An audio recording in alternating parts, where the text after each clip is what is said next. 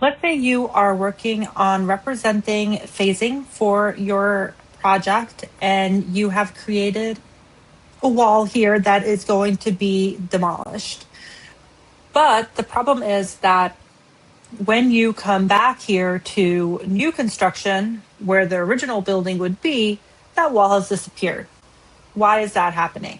So the reason most likely I've seen students get stuck here is that if I come back to the demo wall, what they've done is when they change this wall to the demolition, they actually changed it here in phase created as well. So you still want to make sure that the original building stays in your new construction and that the phasing is only the phase demolished is the one that shows where it's going to go away. So now, as we change that, I can scroll back down to here. And if we come back now to new construction, you can see that the wall is back.